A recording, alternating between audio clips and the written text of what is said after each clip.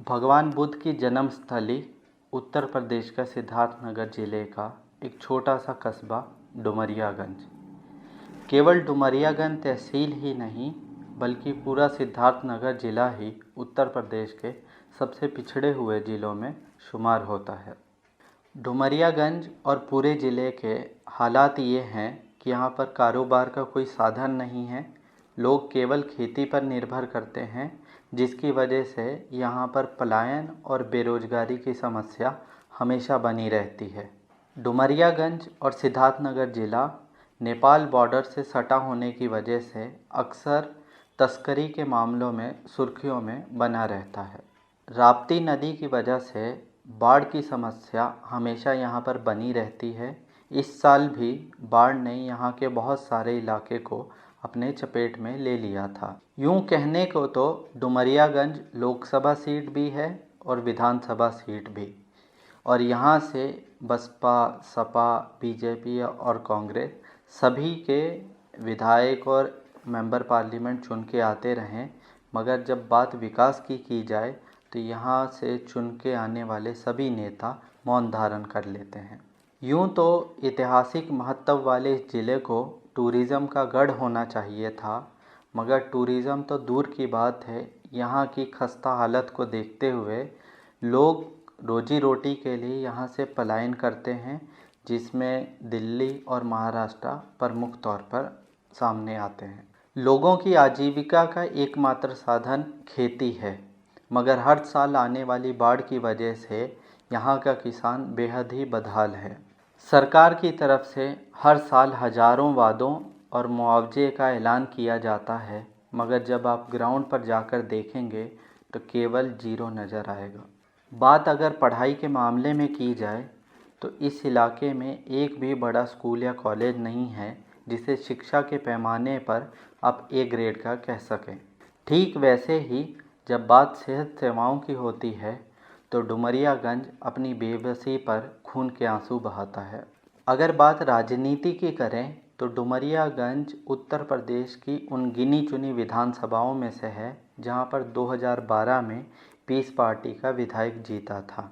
2017 के विधानसभा चुनाव में बीजेपी के राघवेंद्र प्रताप सिंह ने बीएसपी की सईदा खातून को केवल 171 वोटों की मार्जिन से हराकर इस इलाके की नुमाइंदगी विधानसभा में करते हैं।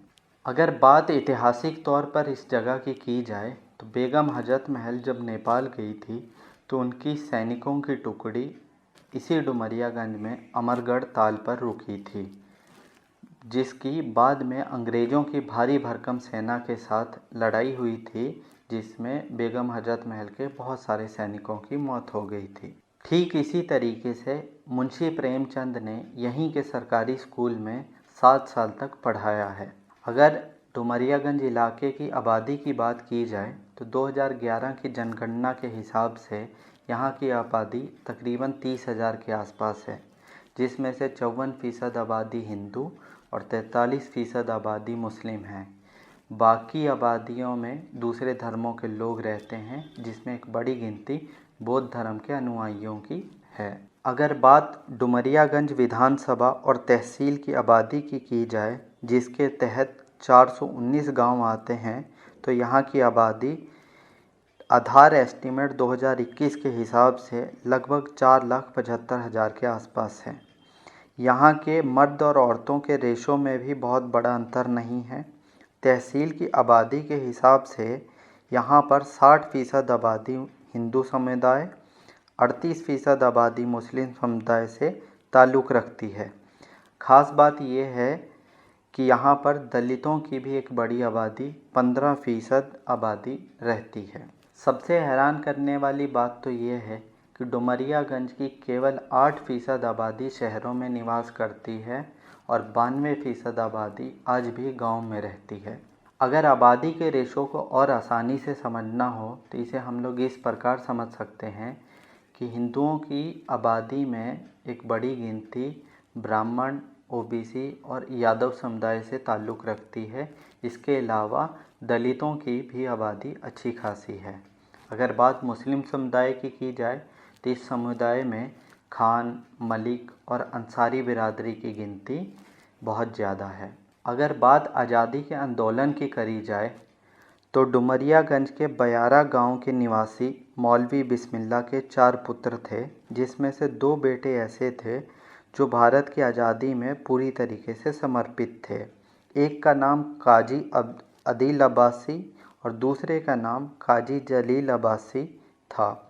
स्वतंत्रता सेनानी और डुमरियागंज के पहले विधायक काजी अदील अब्बासी एक प्रसिद्ध पत्रकार थे, जिनकी अंग्रेजी, उर्दू, फारसी भाषाओं पर अच्छी पकड़ थी।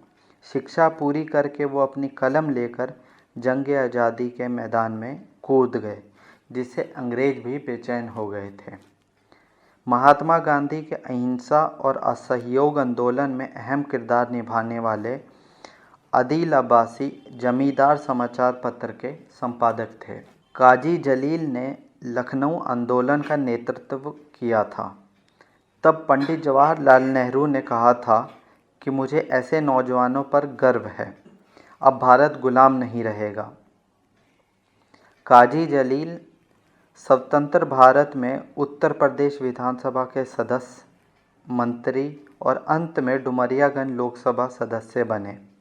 स्वतंत्रता संग्राम में अहम भूमिका निभाने वाले इन 2 सगे भाइयों का नाम बड़े सम्मान से लिया जाता है। दोनों के नाम आज़ादी के इतिहास में स्वर्णिम अक्षरों में दर्ज हैं। सिद्धार्थनगर जिले के सृजन में भी इन दोनों भाइयों का अहम योगदान रहा है। ऐतिहासिक अमीरी के बावजूद सच यही है कि डुमरियागंज आज भी पलायन, मयारी शिक्षा और बुनियादी सेहत सुविधाएं और बाढ़ से बर्बाद होने वाली फसलों की परेशानियों से हर साल 2-4 होता आ रहा है। नेताओं के वादों के इतर डुमरियागंज असल में विकास का दीदार कब करेगा, ये तो आने वाला वक्त ही बताएगा। बाकी सब खैरियत है।